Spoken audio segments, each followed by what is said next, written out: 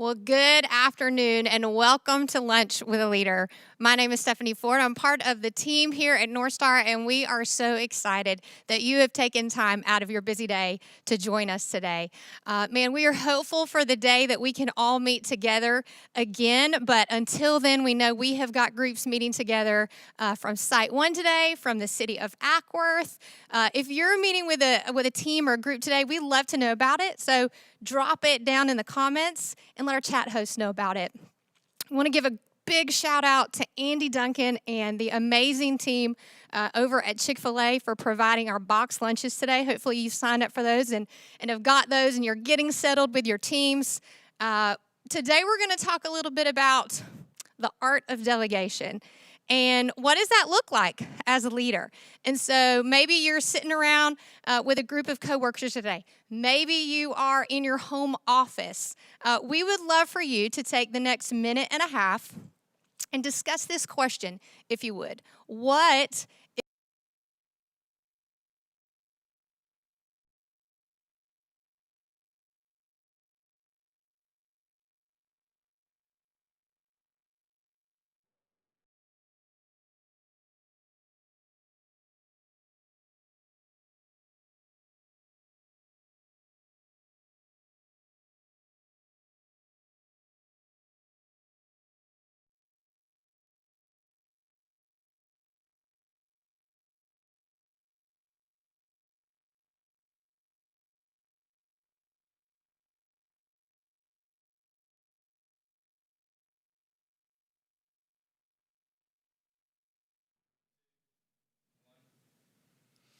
Well, hey, everybody, thank you so much for joining us today for Lunch with a Leader. One of our favorite days of the month is getting together with leaders from all over our community to sit in a room and talk about leadership. You know what you find out when you talk about leadership? Everybody's in the same boat. We may be in education or in government or in ministry, as for me, or in coaching, athletic administration, school administration, whatever it is. Leadership is leadership. And leadership was never man's idea. Leadership was always God's idea. So our passion with Lunch with a Leader is that we pull back the curtains of leadership and not just get perspective that's going to change every 20 to 30 years, but get perspective on something that came from the one that thought of leadership, and that was God. God is the one that found those great leaders in Scripture, tapped them on the shoulder, and here's what we learn. As we look at those leaders, they got lots of flaws, they got lots of stuff, they didn't always do everything right, and that's where you and I live. So today, we're going to dive back in the life of Moses. We've walked with Moses since his birth. We found Moses leading the children of Israel out. We find them now in the wilderness, and Moses now has assumed the responsibility of leading this massive group of people. And you know what he finds out as he begins to lead them? It's not all he thought it would be, and it's not everything that he dreamed it would be. I remember sitting in my house one Sunday night, and we'd been praying with an assistant football coach in our community who had been praying for a head job, and he got it. And I remember two of the guys who are head coaches walking over going, I'm sorry, you'll know what I mean in 5 years, all right? And sort of that's sort of where Moses finds himself in this journey, because now he's having to do something he wasn't prepared to do, and he's feeling this word called overload. You ever felt overloaded? You ever felt like I can't put any more things on my plate? That's where Moses was. So I hope you got your notes out. I hope you're ready to dive in. So let's dive in. Exodus chapter 18. We'll start reading in verse 13. And if you got your notes in front of you, read. If not, it'll jump up on the screen. The next day Moses was set to judge the people, and the people stood around Moses from morning till evening. So here's Moses, trained in leadership, trained to be a warrior. Then he goes in the wilderness for 40 years, and he's a shepherd, right, while he's in the wilderness. And now he's becoming a judge. But let's be honest. There's a little something that makes our egos feel good when there's a group around us from morning till evening, depending on us, needing us. So sometimes things that cause overload are things we like. The need to be needed, the need to be wanted, the need for others to know our opinion. Well, that's what was going on in the life of Moses. When Moses' father-in-law saw that he was doing for the people, he said this, "What is this you're doing for the people?" So let's enter into the story. Moses' father-in-law, his name was Jethro. So long before Jethro from the Beverly Hillbillies, we had Jethro from the Old Testament. He was Moses' father-in-law. Moses had worked for Jethro for 40 years. So it's not like father-in-law showing up from California going, "What in the heck are you doing?" It's not that. This father-in-law was involved in his life. And he said, "What is this you're doing for the people? Why do you sit alone and all the people stand around you from morning till evening?" So Moses said to his father-in-law, "Because the people come to see me inquire of God." So Jethro, they need me. They come to see me inquire of God. When they have a dispute, they come to me. And I decide between one person and another, and I make them known the statutes of God and his laws. So Moses' father-in-law said to him, "What you're doing, Moses, it isn't good." Moses, man, you're missing this deal. I know you may be smarter than me. You got more education than me. But Moses, I got a degree in common sense. And what you're doing just isn't working. And it just doesn't make any sense to me. You and the people will certainly wear yourselves out, for the thing is too heavy for you. And here's the line of the day: you cannot do it. If we were all in this room together, I would ask you to fill in the blank: alone. Moses, you cannot do this by yourself, bud. You're going to have to get people. Now, obey my voice. I'll give you some advice, and God will be with you. You shall represent the people before God and bring their cases to God. And you shall warn them about the statutes and the laws and make known the way to which they must walk and what they must do. Moreover, look for able men from all the people, men who fear God, who are trustworthy and hate a bribe, and place such men over the people as chiefs of thousands, of hundreds, of fifties, and of tens. And then let them judge people at all times. Even a great matter they shall bring to you. But every small matter they shall decide themselves, so it will be easier for you, for they will bear the burden with you. So he paints this great principle to Moses. Moses, you can't do this by yourself.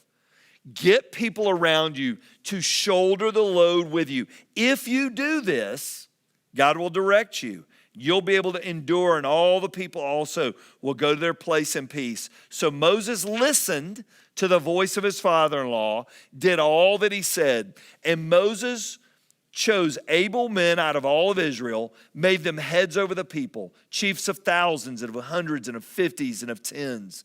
And they judged the people at all times. Any hard case they brought to Moses, but any small matter they decided themselves. Then Moses let his father-in-law depart, and he went away to his own country. And when his father-in-law departed, get this now, Moses was able to make it. Why? He learned a great principle. Leadership is more than just feeling overloaded. I think in our brains, we go, okay, to be a leader, I've got to at all times feel like I'm on overload. And let's just talk about it. 2020 is a year of overload, right? Things that you already had on your plate in 2019, you got the same things in 2020. You just got more nuances to them in 2020. So how do I, in business, in government, in school, in life, how do we make it when overload is all around us? I think there's some great principles. Principle number one, how do I fight it?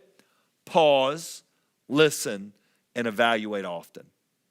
I think one of the dangers that we get into as leaders is we're always moving at too much of a speed to slow down. If you go, man, Mike, I can't slow down. Can I just tell you what you're going to do? You're going to slow down. It just won't be by your choosing. It will be via your health. It will be via your marriage. It will be via your children. Oh, you'll slow down. It just may be at the expense of an organization or a marriage or of a family, right? We've got to pause, We've got to listen and we've got to evaluate. I want you to write down this little thought. Speed is not your friend, right? I think sometimes we create a pace that is not sustainable. We create a drive that's not doable. I remember I moved here in 1991. So in June of 1991, July 1991, when I moved to this area, I was single. Ann and I were engaged. She lived in West Virginia with her family. We're getting married in October. And so I was here by myself while I was doing student ministry. I'm living by myself, doing my own thing. And I remember 7 days a week, 7 nights a week, I was doing something. And a great mentor of mine named Eddie Bishop, many on our team here at NorthStar know, Eddie pulled me aside and he said, Mike, this is fine now for you. But when you have a wife and a family, what you're doing is not sustainable. And that was great wisdom because I was setting something in motion I was not going to be able to get out of. Speed is not your friend. I want you to write down this other thought. Busyness is not effectiveness. Busyness is not effectiveness. Just because you're busy does not mean you're effective. I think sometimes it's like a badge of honor. Oh, look at how busy I am. Look at what all I'm doing. Busyness does not equate with effectiveness. Moses couldn't see what his load was doing to him, but Jethro could. So, next principle. God often uses those closest to us to get our attention. Moses had a father-in-law, and here's what Moses knew. He loved him. See, Jethro took Moses in when Moses didn't have anywhere to go. Remember, he was wandering in the wilderness, his own personal wilderness. They wandered the wilderness as people, but his personal wilderness. He had killed the Egyptian and he ran. Well, he ended up in Midian and he met Moses' daughter, and he met Jethro's daughter, and he met Jethro. And Moses began a life there, and they worked together 40 years they worked together. He trusted Jethro, and Jethro spoke into his life. But look at the last thing. But Moses listened to the voice of his father-in-law and did all that he said. All right, so here's a principle, ready? It's one thing to hear it. It's another thing to obey it, right?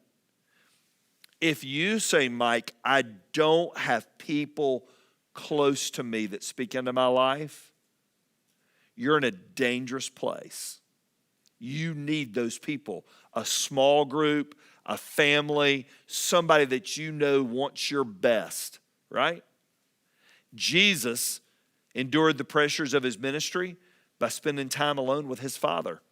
So you'll notice when things would get craziest for Jesus, just go back and read the Gospels, Jesus would get away to a quiet place. Look at what Luke said. But Jesus often withdrew to lonely places and he prayed. So can I ask you a question? If it was good enough for Jesus, why is it not good enough for us? If Jesus, the Son of God, had to slow down, why in the world do we think we don't have to slow down? Principle number 2, we've got to, and this is what Jethro advised Moses, we've got to separate the essential from the additional. There are some things as a leader only you can do, but there's other things somebody can help you do. Now, here's the hard part. They may not do it just like you, which I know is an issue because we are the end all, right?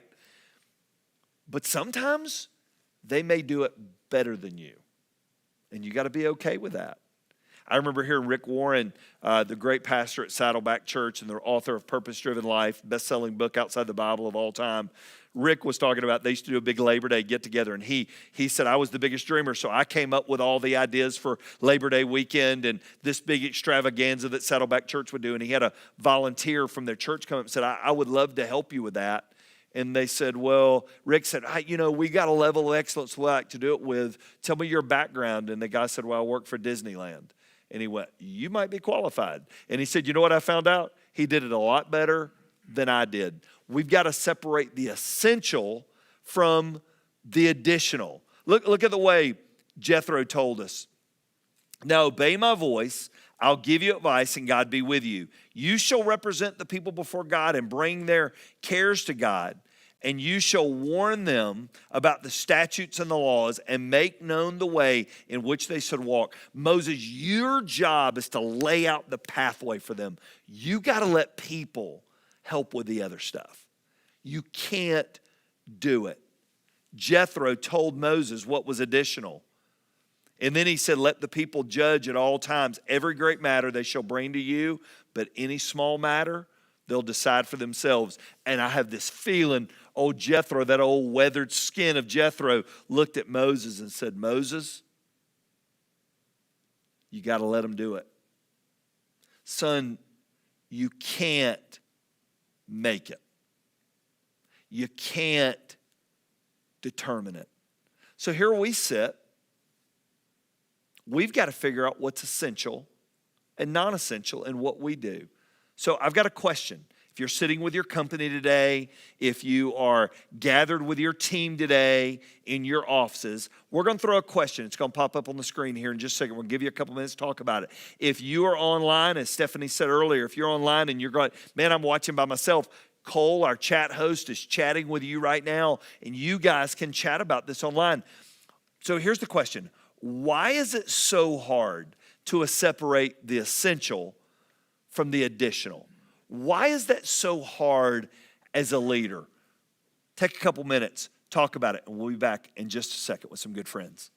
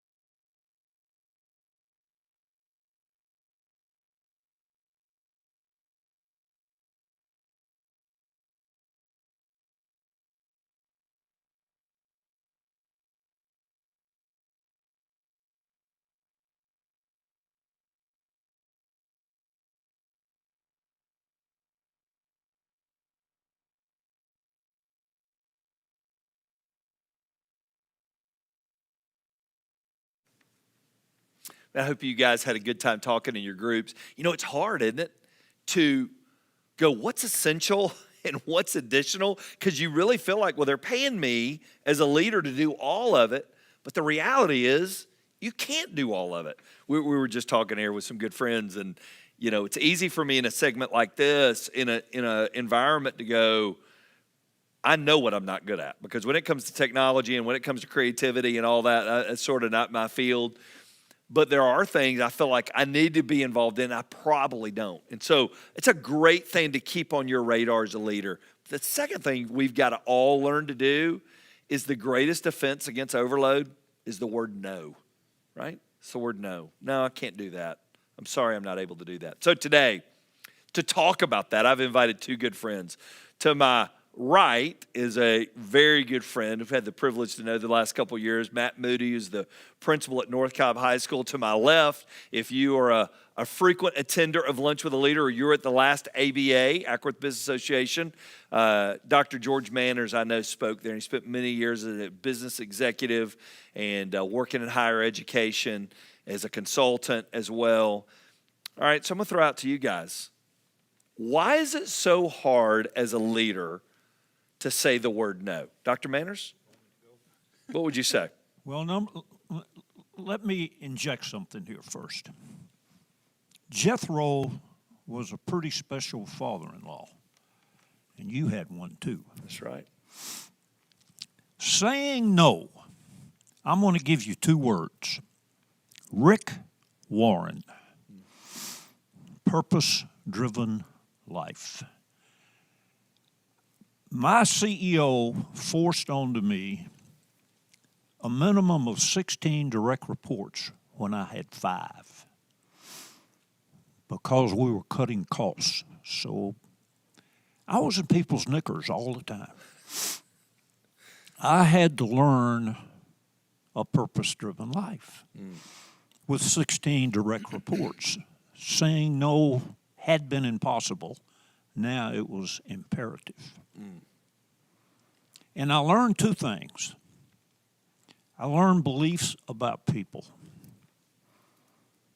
We have got to assume that people are responsible, people are intelligent, people are creative, and people care. Get out of their knickers. Because they need to be able to say no also. But second, you've got to have some management and leadership mechanisms to make all this work. First, you've got to keep your eyes and ears fundamentally outside the organization. In today's terms, business terms, on customers, on competitors, on suppliers, on threats, you get the point. But number two, you've got to push decision-making and problem-solving as far as possible. Thousands, hundreds, 50s, and 10s. Third, you've got to value with your actions initiative over compliance. And finally, you've got to rely on self-control over organization control. Now you can delegate. Now the word no is an acceptable response by all concerned if we have clear purpose. That's right. It all goes back to that purpose, doesn't it? Absolutely. How about for you in the school world? Okay, well, what I was thinking first about the word no, and I think as a leader, you know, it's natural for leaders, I represent the institution that I'm the leader of, so that's where you struggle with saying no because you feel like you're the face and someone might think ill about where is our principal in my case, you know. But what keeps me grounded on that is my family, my wife and my 3 girls, because I've talked to other leaders, former principals, and they're like, don't miss out on your girls growing up. So that helps me out on that. And to go with Doctor's second point with delegation, something that's helped me And it's a book I read called The Secret, Mark Miller, Chick-fil-A.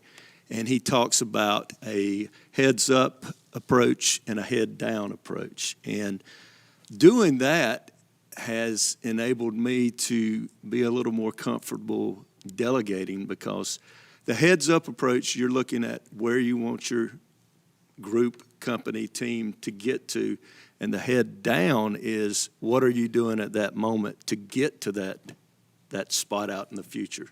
And the only way to do that is if you rely on assistance to help you.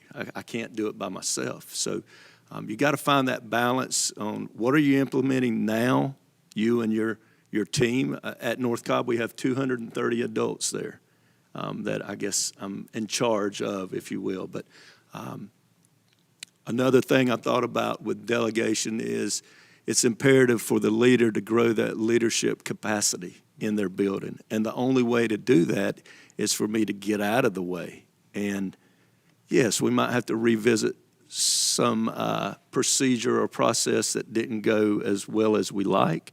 But inevitably, it's my job to grow those leaders, which in turn allows me to say no more often, because I know if it comes to building safety, Ms. Boltman has it. I know if it comes to athletics, Matt Williams has it, and I'm comfortable that they're going to take care of that. So that's really helped me as a young leader. I've only been in this role in 3 years, You know, and I think there's something to us as leaders. It feels good to be needed. So when I don't say no and I say yes, boy, I get a lot of pats on the back, and I get a lot of, wow, Mike was at that event, or Mike did this, and I think there's a little ego stroke. Mm-hmm. I bet it felt good for Moses to look around and you got all the people depending on you to make the call, but the reality is there's just some things we can't do. I want you to write in your outline this principle: God's servants are not exempt from natural laws. So you are shooting to be a spiritual leader. You've been given the mantle of leadership because you have a title. Spiritual leadership, though, is what you do with the title, right? It's what you do with the responsibility that you've been given. And there's an old Greek saying, and it's this: you'll break the bow if you keep it always bent. So I want to ask you guys, has there ever been a season you got the bow pulled out too far and you started to bend a little bit as a leader and it about cost you? Well, I would say right now it's bent pretty tight. I guess as a high school leader, we've been kind of privy to watch our elementary leaders navigate through this pandemic time and return, with school kids face to face, and the middle school starting back. So, I have to really remind myself to rely on input from others, because we're in unprecedented times, and how are we going to handle this? And asking questions and not being too prideful to seek out those answers has helped me during this time where it's been pretty stiff right now. How about you, Dr. Manners?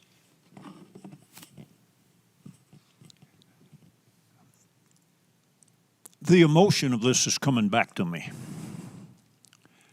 For 3.5 years, my job was to integrate acquisitions. And I did 38 in 3.5 years. We became the largest pulp and paper company in the world. And I was negatively influencing the lives of thousands of people. Their jobs, their status, their self-esteem. You get the point. And it got to me. And how did I deal with it? I prayed.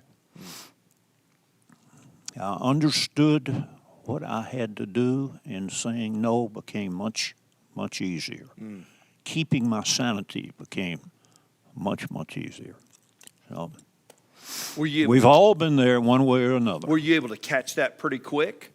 Or was it something that you went, well, I caught it when it happened? What would you say? No, it was more evolutionary, I think. The final judgment of how to deal with it was. But You know, and both Matt and Dr. Manners have hit on this topic. If you are a leader, you will feel bent. We've all had our seasons. I remember asking the great leader, Dr. Sam Chand. He said, you know, we only grow to the threshold of our pain. And I asked him this question: What's the greatest pain you've ever experienced? And his answer was, whatever one I'm currently in. Yeah. And that's how it feels. So sometimes you don't feel it till the moment. But Matt hit it a second ago. The answer is what Jethro told Moses. The answer is what Dr. George had to do with his team. The answer is delegation. That's the answer. So Jethro looks at it and goes, Moses, the answer's right in front of you. You've got the people. You just got to find them. So here's what I want you to do with your team today. I want you to define what the words delegate or mentor, because it means something to all of us. Some of you think of delegate, you think of the word dump, right? That's not delegation. I want you to define the word delegate or mentor and talk about it with your teams. So we'll see you back in a couple minutes.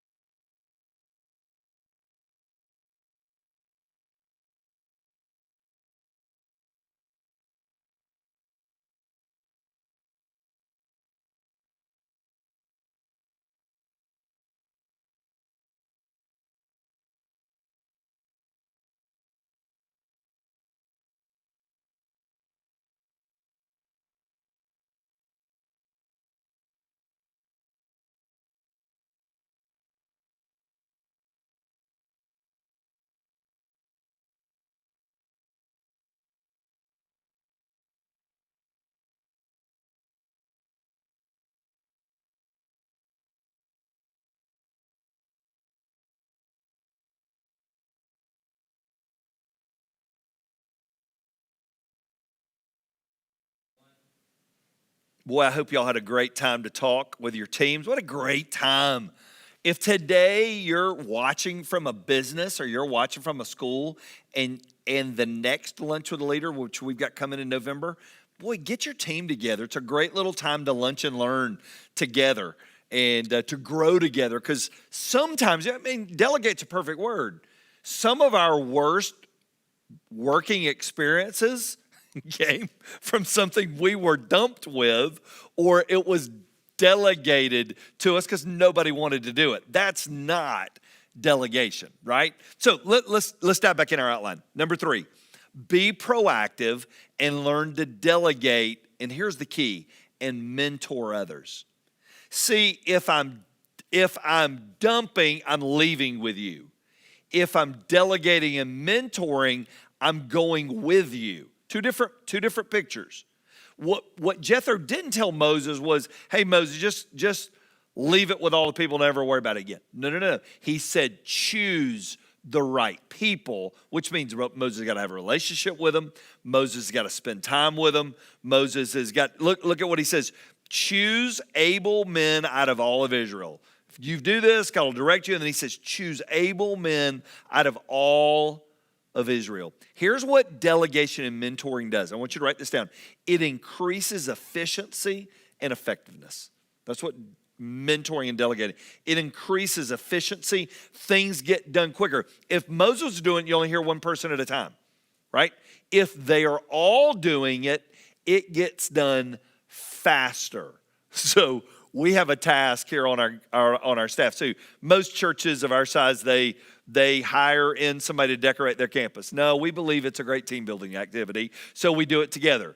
Now, if we decorated the campus with one person, it would take weeks. But with a group of 35 to 40, we can get it done in a couple hours. If one person comes to tear it down, you can get it done in about a week and a half. If a team does it, we can get it done in a couple hours, right? When we do it together, when multiple leaders lead together, it's more efficient and it's more effective. But here's the other thing. Would you have ever gotten to the leadership role you're in if you didn't have a chance to lead before you got there? So I think back to my early days at NorthStar. You know, I did it with Eichard. He was my pastor growing up, and he's one of my life mentors. Well, there were times Ike would go, no, Mike, that's one I want you to do. Well, at the time, I'm like, Ike, you need to be doing that. No. That's going to serve you well. I'll help you get it started, and then I'm going to leave it for you. That's great delegation. That's great. And then I was able to grow as a leader and learn through failure and learn through adversity. All right, everybody look at me real quick. Just remember, they're not always going to do stuff right. And it's not always going to be exactly what you would do. But the reality is if you do it, you may end up burned out on the side of the road while you're doing it. We need to help our team be the very best. Have you ever seen, you're watching Monday Night Football, and they'll show the Belichick coaching tree, and they go to a staff somewhere, and there's Nick Saban, and there's all these guys that are on a staff. Well, that's not an accident. Number one, he found good people. Number two, he equipped them. Number three, they went out and did it on their own, and you see it all the time. Coaching trees. I could name some other NFL coaches. There is no coaching tree because nobody wanted to coach with them, right? They weren't good coaches. You didn't want to learn under them. But the great ones, they all filter out, right? And that's what Moses learned. I love what the great evangelist Dwight L. Moody said. He said, I would rather get 1,000 men to do the work than to do the work of 1,000 men. It's a great principle for us to learn. So here's some tips. Last little thing in your outline today. Number one, look for leadership potential. Look for those around you. That's what Moses was telling Jethro. Look for those leaders. Keep your eye out. I call them eagles. Keep your eye out for eagles. John Maxwell would say they're a leader. They're a 8, 9, or 10 leader. And you see them. They always do more than what's asked. They always do the 1%. They always go the extra mile. They always ask the right questions. Look for leadership potential, right? Watch. As a leader, we need to be watching. Lead by example. So they're never going to do something that they haven't seen you model for them. You've got to lead by example. You can't lead by telling. You got to lead by showing, which takes more time, but we're leading for the long term, not the short term. Third thing, listen to their heart. Get to know them. as leaders. Get to know them as people. Know about their families. Know about their stories. They'll never go to the wall for you unless they know that you're willing to go to the wall with them. And I think that's where the breakdown happens a lot organizationally sometimes when we don't know each other. We don't know each other's stories. Listen to their heart. Labor alongside them. One of my favorite things that NorthStar to do, we talk about it all the time, are mission trips. You know why I love mission trips? Because I get to be with people for a week in another country and I'm not in charge. And I get to work beside them. I get to haul lumber, or I get to carry something. I don't really have a lot of skills to bring to the table. So they'll go, Mike, go pick up this. Mike, go get that. And I like that because we get to labor together.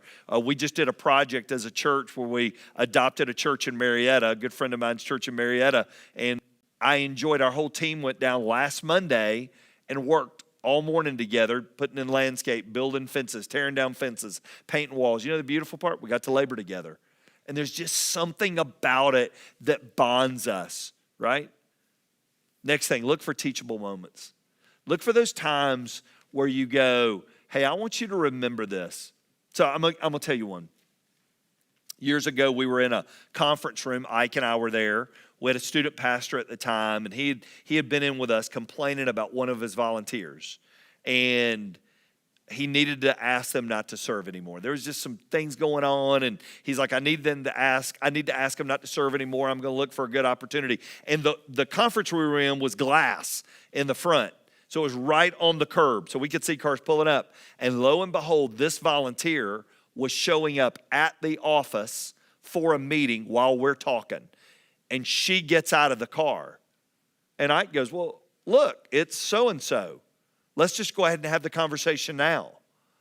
And I remember this youth pastor's face went flush, total, to his neck, white as a sheet. And he goes, now? And I goes, well, there's no better time than present. You've been wanting to take care of it. Let's take care of it right now. And I learned a great principle of leadership. Don't ever put off to tomorrow what you need to get done today. And I watched us have this hard conversation. Letting go an employee is hard. Letting go a volunteer who doesn't get anything is harder because they're like, I don't get paid for this. I know that's what makes it so hard. And it's a hard conversation. But it was a great teachable moment for that young man who now is a pastor, for me who now is a pastor, and we learned it from somebody who'd been doing it a lot longer than we had. It was a teachable moment. Last thing, launch them. Set them out. Don't hold on to all your leaders. Let them lead. Dr. Manner said it. You got to let them lead. You got to let them do. Mr. Moody said it. He said, right now, I've got Matt over athletics. I'm going to let him lead. And he does a great job leading, one of the best around. But I got to let him do it. Here's my challenge to you. Leadership is an ever-moving target, isn't it? And it's not for everybody. That's why so few lead. Let's lead well, and let's make a difference. Would you pray with me? Father, today I pray for all of those that are sitting around a table and they feel the overload. They feel the weight of what they do. God, may they know, number one, they're not alone. Number two, that you're going to see them through. And number three, there's a plan so they don't have to burn out and get their bow bent so far they are not of any use to anybody. So God, I lift them to you and I pray over their lives right now. Father, I also pray today that you'll send the right people around them to carry the load. And Father, I pray at the end of the day, we'll be reminded the people that matter the most are the people that are going to be crying at our funeral, and that's our family. And God, that we will never sacrifice them by saying too many yeses. So God, thanks for this teachable moment today in each of our lives. And we thank you in Jesus' name. Amen. Well, it is an honor that you took time to join us. Remember, our next virtual Lunch with a Leader will be Monday, November the 16th. So you'll be getting your links from Ludell to get signed up. And we will look forward again to joining you as we begin the last 2 months to wrap up Moses' life in November and December, and then begin a new journey in January. Thanks again for joining us today, and I hope to see you really, really soon.